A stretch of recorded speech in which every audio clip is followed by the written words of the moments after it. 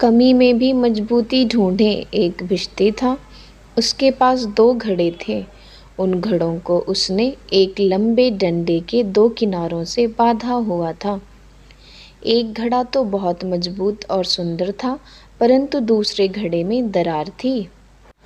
भिश्ती हर सुबह नदी तट पर जाकर दोनों घड़ों में पानी भरता और फिर शुरू होता उसका लंबा सफ़र मालिक के घर तक।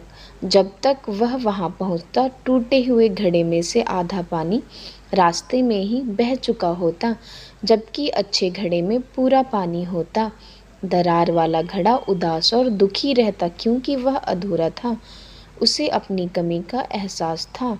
वह जानता था कि जितना काम उसे करना चाहिए, वह उससे आधा ही कर पाता है। एक दिन टूटा हुआ घड़ा अपनी नाकामयाबी को और सहन नहीं कर पाया। वह भिश्ती से बोला, मुझे अपने पर शर्म आती है। मैं अधूरा हूँ। मैं आपसे क्षमा मांगना चाहता हूँ।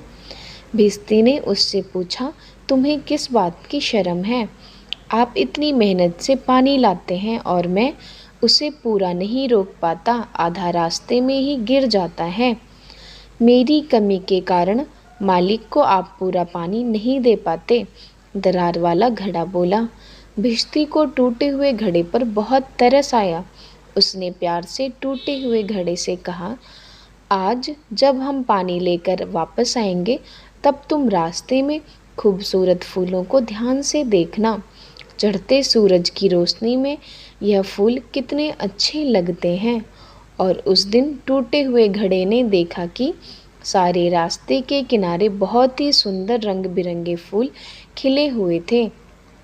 उन लाल नीले पीले फूलों को देखकर उसका दुखी मन कुछ समय के लिए अपना दुख भूल गया, परंतु मालिक के घर पहुंचते ही वह फिर उदास हो गया। उसे बुरा लगा कि फिर इतना पानी टपक गया था।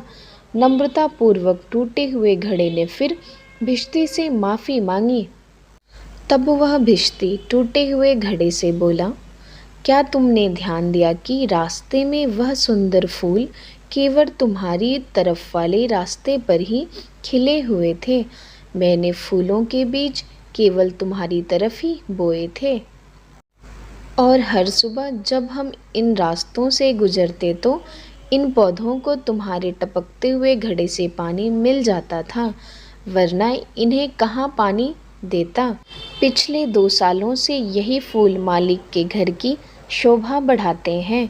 तुम जैसे भी हो, बहुत काम के हो। अगर तुम न होते तो मालिक का घर इन सुंदर फूलों से सुसज्जित न होता। ईश्वर ने हम सब में कुछ कमियां दी हैं। हम सब उस टूटे अधूरे घड़े जैसे हैं, पर हम चाहें तो हम अपनी कमजोरियों पर काबू पा सकते हैं। उन कमजोरियों के बावजूद हम अपने चारों तरफ खूबसूरती फैला सकते हैं, खुशियाँ बांट सकते हैं, अपनी कमी में ही अपनी मजबूती ढूंढ सकते हैं। अगर आपको ये कहानी पसंद आई हो तो चैनल को शेयर करें, सब्सक्राइब करें और कमेंट करें। Thanks for watching.